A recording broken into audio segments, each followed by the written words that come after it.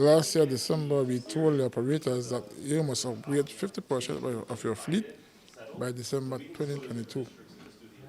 I must say here that I did not see much changes. I try to be very pragmatic, and I'm in this position now for basically 3 years. And I really don't want to leave this position and then I don't see any changes happen. And so just last month, I asked the acting chief transport officer to write each operator across the country to remind them that December 2023 is almost here.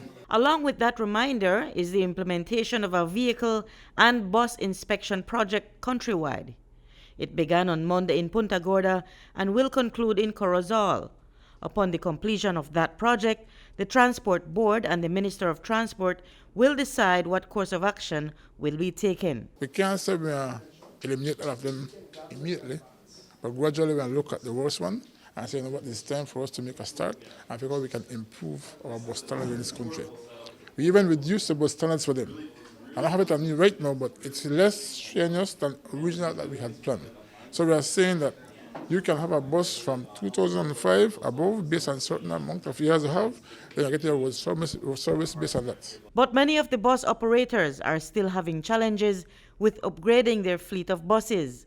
Today, Secretary of the Belize Bus Association, Ewart Metzgen, told News 5 that the late model buses use a different type of fuel for efficiency, but that type of petrol is not available in Belize. Whenever you jump 2007, 2008 models bringing in these buses from the States, they have an EGR system on them which controls the emission, the exhaust now. And they use a special type of fuel, a fuel that we don't sell here in Belize. So that is a problem with any bus. Anybody who wants to bring in these upgraded buses, first of all, the government will have to start bringing the fuel to the bus lane so that the bus lane cooperate. That's the type of fuel we have right now. The buses are not run.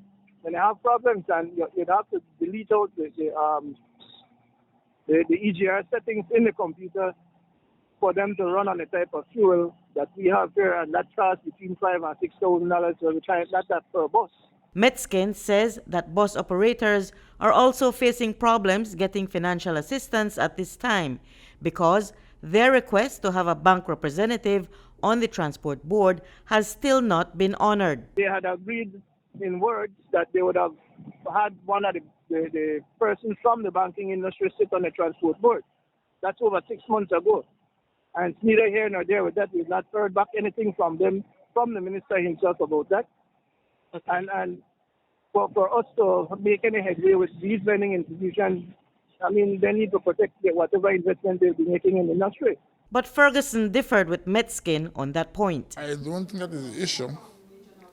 Once they start the process, then we'll have a good relationship with the bank and we will decide then if the bank should have a representation on the board.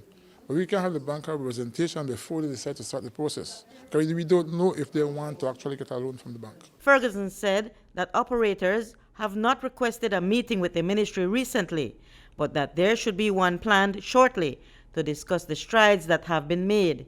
Meanwhile, Metzgen says that bus operators will meet in Borrelboom Village on Sunday at 10:30 to decide on a subsequent course of action.